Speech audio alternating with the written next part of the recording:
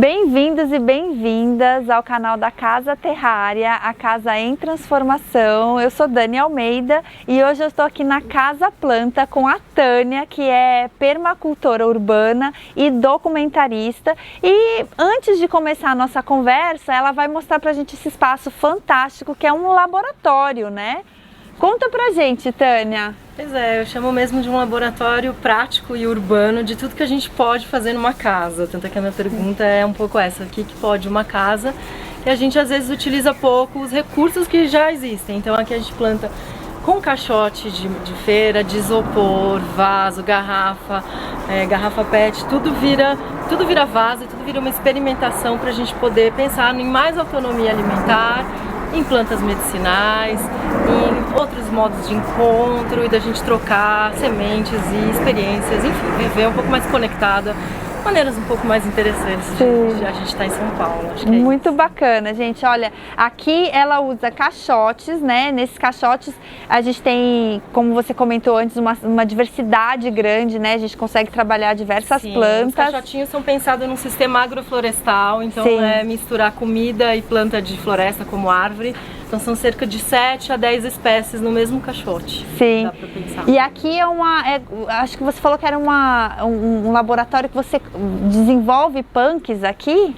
Isso aqui é meio que uma isca de punks. Sim. Os passarinhos vão trazendo aqui, são coisas que às vezes eu nem tenho e eles trazem dos arredores e conforme vão virando mudinhas eu vou transplantando e multiplicando os cultivos, mas é um jeito interessante de, como tem diversos tipos de umidade de solo, tem partes que batem mais sol, outros menos, tem vários tipos de punks diferentes. Que bacana, assim, que bacana. Que bacana. Né? Não, gente, o lugar é fantástico, é muito bonito aqui, dá pra ver bastante, né, uma flora urbana. E uma coisa que é muito importante, gente, a gente está em Pinheiros, a gente está no coração de São Paulo, numa casinha de vila, e uma casinha de vila que, né, se transformou e está transformando aí, várias casas dessas estão transformando a cidade mesmo. Aqui na última vez que eu contei a gente estava em quase 200 espécies, é improvável, mas com os consórcios a biodiversidade, daí a quantidade de abelhas, vespas, joaninhas, borboletas, passarinhos, enfim, então a gente, minhocas e outros besouros, enfim, a gente vai contando com uma biodiversidade importante mesmo pra gente pensar em prosseguir nos modos urbanos. E aí a gente consegue pensar, né, gente, se uma casa, né, no centro da cidade consegue fazer isso, se várias casas ao redor tivessem esse mesmo conceito, como que não estaria também a cidade, né, a fauna e a flora do nosso dia a dia mesmo. É uma coisa para pensar, né, eu tenho certeza que todo mundo adora achar uma joaninha, mas para isso a gente tem que cultivá-las quase, né. E é isso, acho que agora a gente vai lá para casa da Tânia mesmo, para a gente poder continuar a nossa conversa. Bom, gente, agora a gente já está aqui para bater um papo legal com a Tânia. E Tânia, primeiro, se apresente. Conta pra gente um pouco mais de você, assim. Bom, eu sou documentarista e nos últimos anos eu comecei a pegar bastante trabalho de registros de hortas urbanas e transformações que aconteciam nas bordas da cidade, de regeneração de rios, nascentes que rebrotavam e população não, comunidades que cuidavam do rio com modos totalmente autônomos e coletivos de fazerem sem esperar mais nenhum tipo de iniciativa pública. E eu fui gravando, fui editando e fui trazendo mudinhas para casa e fui me comovendo e me envolvendo e conhecendo pequenos produtores. Então, de certa forma, os trabalhos foram se unindo, foram virando um jeito de olhar para a cidade, de estar na vida. Acho que é isso, assim. Então, um pouco tempo depois, junto com os vídeos, eu comecei a abrir a casa para esses pequenos produtores, sobretudo mulheres. Que não bacana. Tinham onde escoar muitas vezes, que não são cultivos convencionais. Sim. Trazerem e a gente passa a abrir a casa e toda sexta as pessoas podem conhecer quem planta e comprarem os seus alimentos. Que bacana, que bacana. A gente vai entrar nos projetos, mas antes da gente começar, eu queria fazer um pequeno ping-pong que a gente normalmente faz assim para, né, dar uma aquecida. Tânia, praia, campo ou cidade? Um pouquinho de cada. A gente às vezes quer ter tudo, né? Não dá pra ficar sem alguma coisa. Mas eu escolheria para poder plantar campo. Né? É mais próximo mesmo da natureza. E uma coisa que a gente sempre pergunta, mais para as pessoas verem a diversidade. Carne ou não carne? Você come carne, é vegana, é vegetariana? Eu não como carne, mas apenas assim, porque a gente não tem um cultivo pensado num sistema interessante em todas as partes, né, para os animais, principalmente. A gente explora os animais, então por isso não. Entendi. Mas não é por uma questão, assim, até na permacultura a gente entende que um ecossistema, quanto mais equilibrado, mais colaborativo, que todos participem, é melhor para todas as espécies. A gente potencializa absolutamente tudo. A gente precisa dos animais, né? Sim, com certeza. Então, como que a gente integra e não usa num sistema exploratório? É uma grande questão. Eu acho que a gente nem começou ainda, porque a gente tem que não consumir para poder criar um espaço e fazer outro modo. Mas não acho que a solução esteja, infelizmente, tão fácil a ponto da gente parar de consumir, até porque isso a gente não vai falar de todo mundo. Exato, com certeza. Pra gente poder falar de um veganismo, a gente teria que pensar na população que realmente passa fome. Exato. Senão fica esquisito um pouco. Com certeza. Enfim, mas eu acho que dá pra entender. Mas é uma... chegar, com certeza, né? dá Claro sim. que não somos coniventes com a indústria da carne, mas eu acho que a questão não se encerra só no alimento, só no comer ou não comer, exato. É super interessante. É um debate super extenso. E uma viagem que tenha te marcado muito? Nossa, difícil, mas Minas me marca muito. Minas as paisagens de Minas. Acho que as produções de Minas, o jeitinho de Minas e enfim. Sim. Ai, bacana. Sou mineira, sou de Itajubá. Então, realmente, Minas é especial. E me conta se você tem uma rotina de manhã. Como você gosta de começar o seu dia? Eu já faço uma rotininha das plantas, assim, né? Que as pessoas me perguntam se dá muito trabalho cuidar de plantas. Se você para tudo e elas passam a ser um trabalho a mais, sim. Então eu já desde o café já preparo um suco, o que lava o liquidificador já rega, então cada dia eu vou para um setor, ou vou lá para frente ou vou para cima, aí já rega ali, já planta a sementinha do que comeu, enfim, tem esses rituaizinhos incorporados que funcionam no cotidiano, né, que funcionam como uma meditação também. Né? Para mim é muito importante a hora da compostagem, a hora que também eu faço uma compostagem do pensamento, sabe? Eu uso meio literal, dia de podar, dia de podar, dia de corte, tem horas que a gente corta. Sim. Não corta. Tem horas que a gente planta, tem horas que a gente planta, tem horas que a gente aduba. Então eu vou usando dos movimentos para também junto programar as atividades, enfim, dar aquela direcionada no pensamento.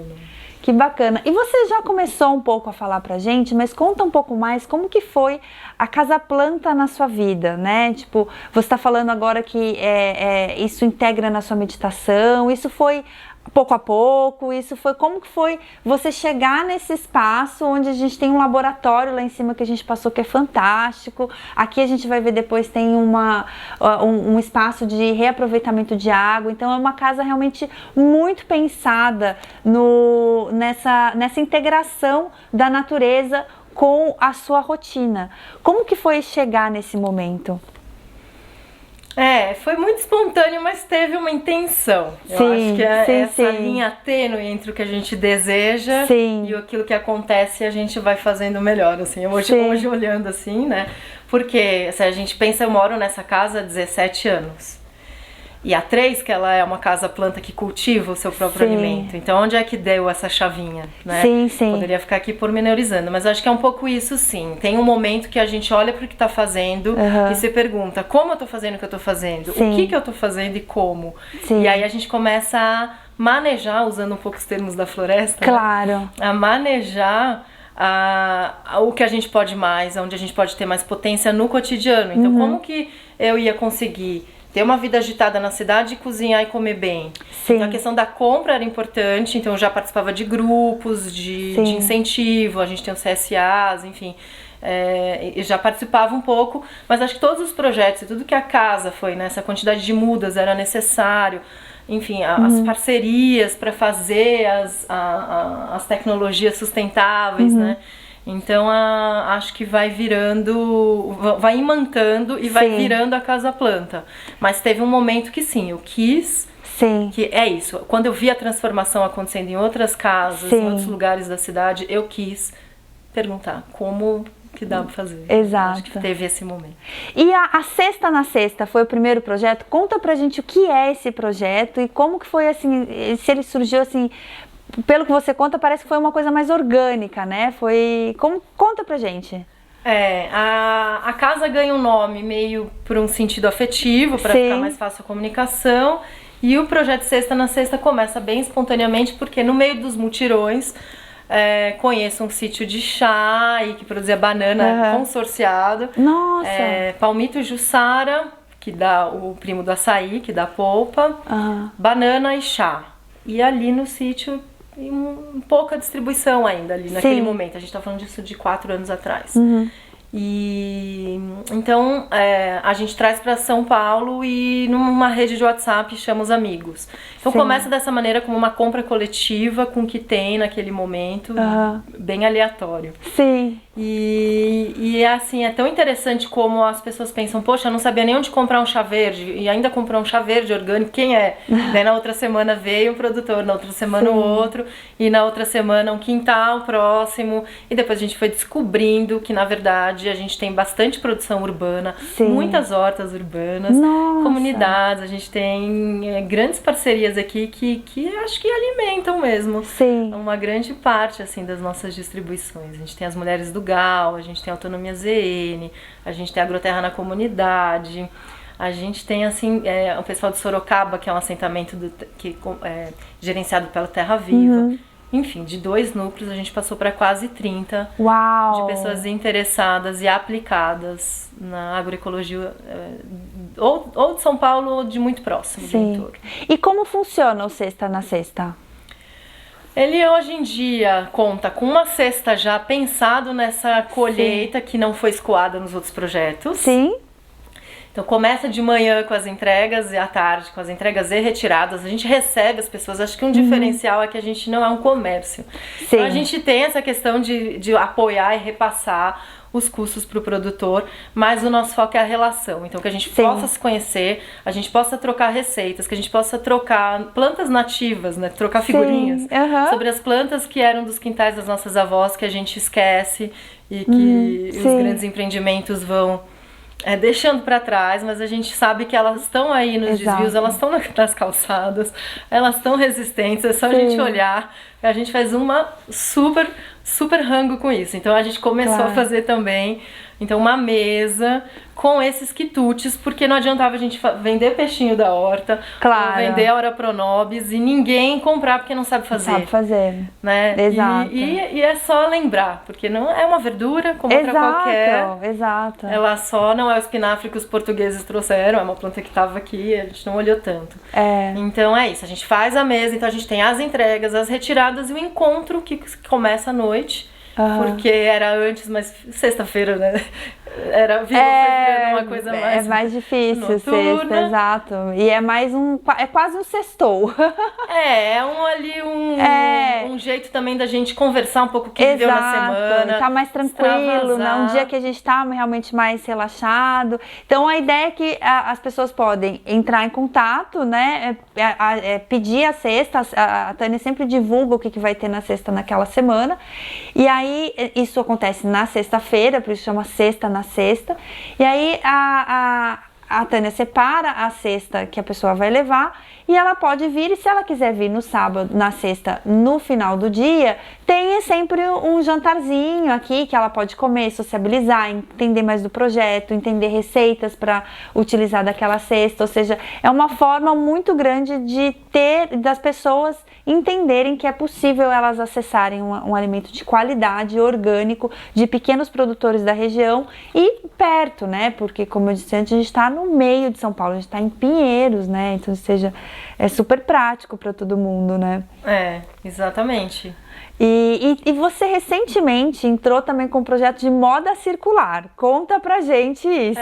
Isso foi tão legal, isso foi muito da rede mesmo, assim, sabe? Essa coisa de que eu chamo que a gente traz um assunto em manta e vai virando outras coisas e muito interessantes, assim. Essa história do brechó, ele vem quando começa o aumento do preço da gasolina e a gente não quis repassar isso para os orgânicos, porque um dos pontos também, já que a gente pode se dar o luxo de ser experimental, né? Sim. E entre aspas, o luxo, porque né? Mas enfim. Exato. Mas enfim, como a gente tem esse caráter experimental, a gente pensou numa economia criativa e circular, que não fosse a abobrinha que pagasse o pato do preço da Com gasolina. certeza. E a gente era parceiro já de um projeto, que eram os achados pandêmicos, que fizeram grandes movimentos, de venda de roupas para outros movimentos sociais. E a gente tinha aqui uma arara já deles, meio de apoio, a gente trocava alguns apoios.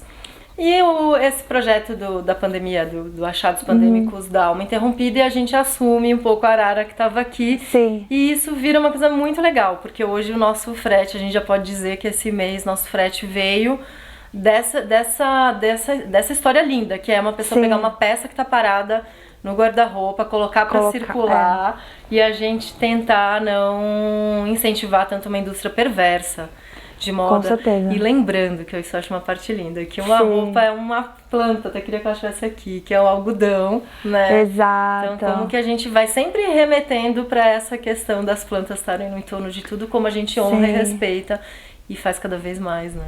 Com certeza, essa troca. Não, é uma solução linda, né? Porque você fomenta uma troca de uma indústria que é muito poluente, é uma das mais poluentes, e você fomenta, né, uma circularidade daquele bem e para resolver um problema também que hoje a gente sabe que é muito atual, né? Que é o aumento da gasolina, do preço do frete e tal. Então a gente consegue, né, ter ideias e ter formas diferentes de resolver os nossos problemas. E Tânia, uma coisa que assim, é muito importante a gente sempre pensar. No futuro, você é otimista? Você vê que nós estamos caminhando para um lugar que você acha interessante? Como você vê isso? Olha, eu acho que se a gente olha para a história sempre teve belezas e guerras. Sim. E eu acho que se a gente consegue fazer grandes passagens, maneiras de desviar, porque eu acho que metaversos, assim, eu acho uns futuros distópicos aparecendo nada animadores. Mas se a gente olha que sempre também, ao mesmo tempo que vieram, né, momentos muito difíceis, vieram movimentos que passaram com muita força. E com esse prosseguimento da vida, eu acho que se a gente se alia às forças de prosseguimento, a gente consegue passar por qualquer época. Com certeza. Dessa forma, eu acho que a gente encontra uma espécie de, entre aspas, uma eternidadezinha para viver no meio do caos. Sim. Claro que é uma instância poética do que eu tô falando, né? Sim. Mas é dentro dessa instância poética que a gente constrói uma realidade mesmo, senão não seria possível, né? Então a gente dá uma sonhada e projeta para construir e criar. Então, lógico que é bem desanimador. A gente pensa no mundo controlado, no seu nome pelo computador, não é nem mais controlado, que a gente deseja também, enfim, agenciado com isso.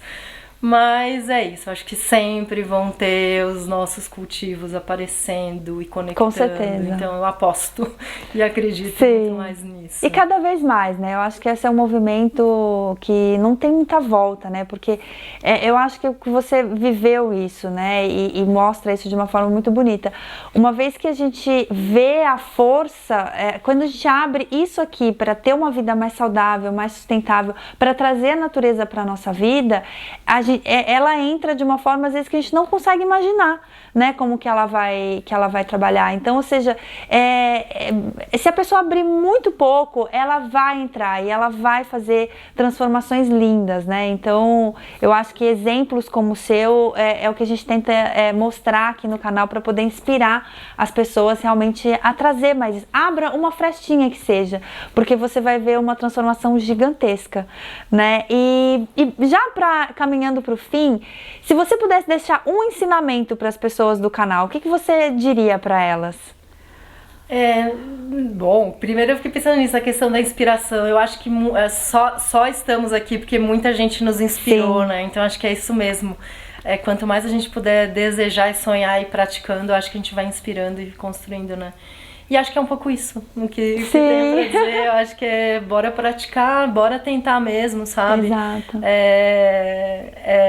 É impressionante mesmo como a gente às vezes acredita mais na palavra do que em fazer, né? Sim. Às vezes eu conto do projeto pra alguém, a pessoa fala, mas isso não é muito possível. Quando eu conto que não é o que acontece aqui. Tipo, já pensou isso não é muito possível, um projeto totalmente fora da curva, totalmente... Exato. E é isso, a gente vai inventando e vai vendo o que é possível vendo, né? E de repente aquilo que parecia não possível, hoje é a sua realidade, né? Então, ou seja, é muito lindo. Bom, gente, uma última coisa, onde que as pessoas te acham? Instagram, a gente vai deixar, acho que sem o Instagram, né? Eu acho que ali é melhor. Sim, o Instagram vem sendo o jeito que a gente mais conecta aí com todo mundo, que é o casa.planta. Sim. E agora a gente começou o Instagram do projeto Sexta na Sexta, que é para poder contar mais os produtores, que é o mais focado mesmo nas nossas iguarias e produtores. Sim. Que aí é o Sexta na Sexta. Ai, que legal. Sexta com C, na sexta com S. Exato. Sexta com CS, né? Sexta, né? De sexta, depois na sexta do dia da semana. Bom, Tânia, muitíssimo obrigada pela sua disponibilidade, por você abrir a sua casa. Gente, essa é a casa dela. E assim, eu queria muito trazer o canal aqui justamente para inspirar as pessoas, a todas as pessoas que pensam que não é possível, que é muito difícil, que tá na minha casa. Vejam que assim, é possível, dá para fazer. Abra uma frestinha que vocês vão ver as mudanças maravilhosas que podem acontecer na vida de vocês. E é isso, a gente espera que vocês tenham se inspirado muito com a Tânia, com a história da Tânia, com a casa da Tânia. E a gente espera vocês no próximo episódio para lembrar que ESG começa em casa. Esperamos vocês!